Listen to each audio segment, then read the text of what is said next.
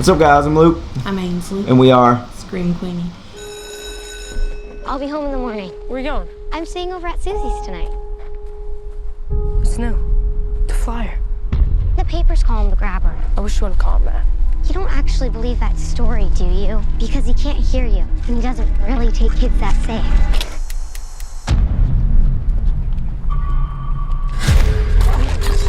Oh, you goof. Well, isn't that just peachy keen? You need some help? You see that? Yeah. Would you hand me my hat? Yes, sir. I am a part-time magician. Are those black balloons in there? Would you like to see a magic trick? I have an announcement to make. One of our students, Finney Blake, was abducted. What if I could help the police find Finney?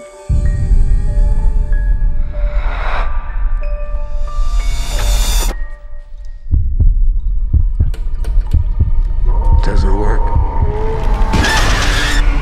Not since I was a kid. I'll scream. I'll scratch your face. This face? Daddy, I had a dream about him. What happened in your dream? He was taken. By a man with black balloons. Yes. We never released those details.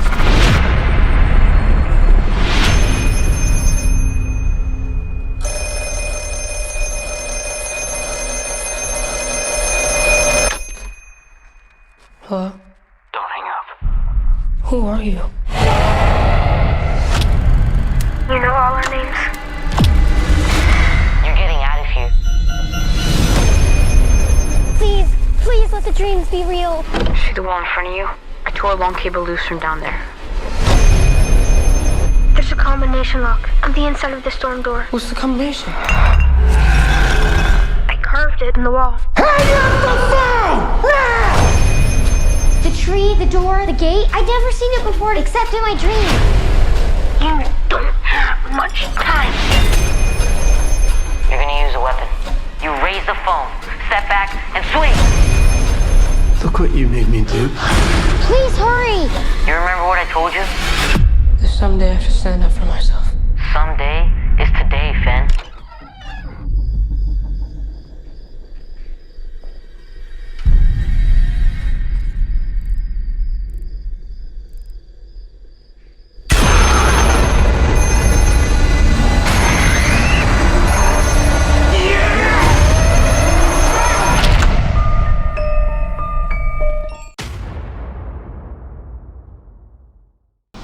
I will let you start with your screen rating, my friend. I will give it 3.5 screams. Okay. I am going to give this 4 screams. And I'm going to tell you why. I'm giving it an extra half a scream. We watch a lot of stuff. So, I mean, to get us shook sometimes is tough. You know? I mean, there are certain things that we both like. Well, it's almost like, you have this jump scare on screen and you have to deal with that and somebody yelling beside you at the same time. But none of the jump scares ever got me in this movie. No. That's so. Well, the first one got me a little bit because the guy screamed at the same time.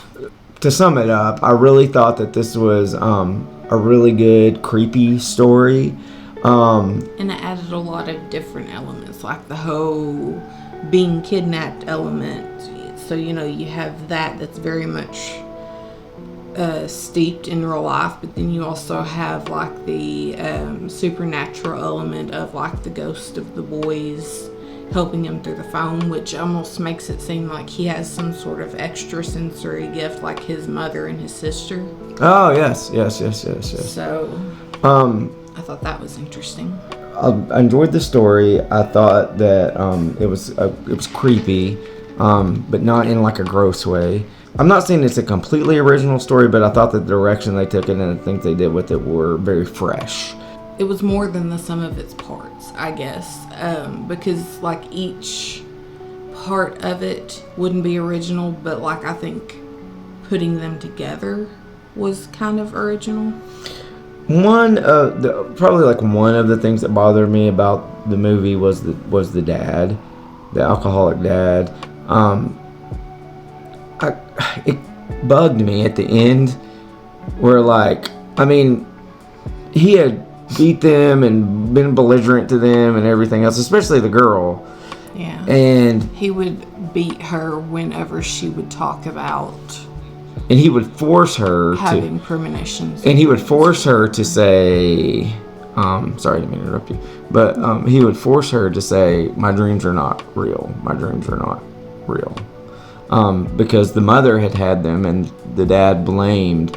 She ended up killing them. Well, the dad alluded to the fact that the mother may have been schizophrenic. I mean, it's kind of what it seemed like. She had these dreams and voices and stuff, and that they told her to kill herself, basically, so she did. And so he was worried about that happening to her. Yeah.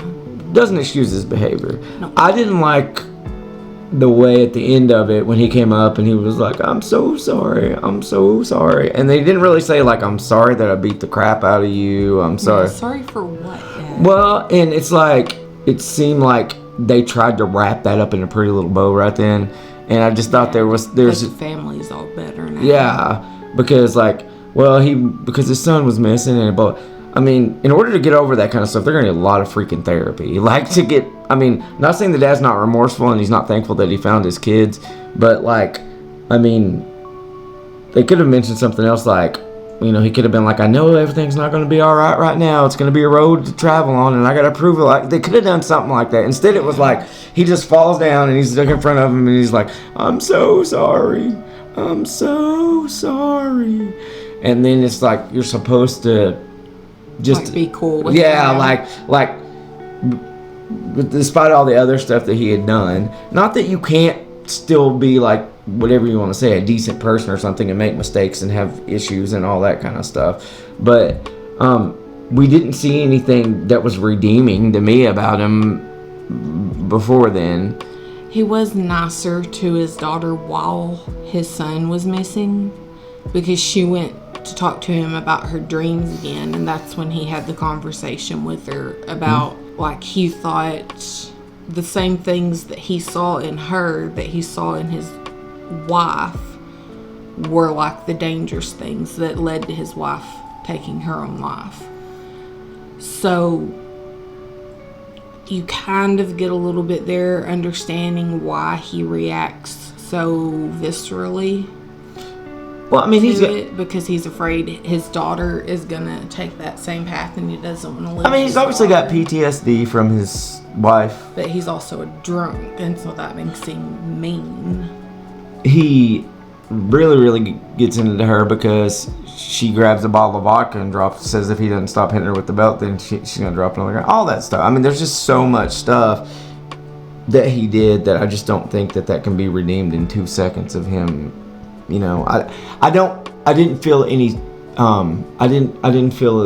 better about him as a person in that moment. I just thought they could have done something more just to say that he understood that didn't fix everything just because that happened right then, or he took her out for the car ride when he believed her one time or something like that. I mean, I don't know. If I was one of his kids, it would be much harder for me to forgive him than just for him to come up and do that. But thought the story was great. The acting was good in it. Was it Gwen? Was that the sister's name, Gwen? I think so. Queenie. I really got Chloe Grace Moretz like hit girl vibes from her sometimes in Kick-Ass. She was very vocal, very foul mouthed, and then she was also kind of physical in one scene too, when she was trying to stick up for her brother when he was getting beat up. Oh yeah, she took on like 3 boys, knocked a kid in the back of the head with a rock. Regardless, I thought that the acting was good. I mean, Ethan Hawke was exactly as you would expect Ethan Hawke to be. It was a nice little suspenseful, creepy horror with some jump scares in there, and a little bit of a supernatural aspect, just to sum it up. And I would say, check this out. Mm-hmm. Would you as well? I would. Yeah. Well, as always, we would love it if you guys would like, follow, subscribe. And what? Share. Following and subscribing are kind of the same thing. Oh. Like, subscribe, share. But you almost got it. You're close. I was in the ball field. They can follow us on like Facebook. Okay, subscribe, Like, share. Yes. And also, if you would like to, you can comment. Let us know. Maybe you do not agree with our take on this movie. And until next time, I have been Root. I've been Ainsley. And together, with our powers combined, we are Scream Queenie.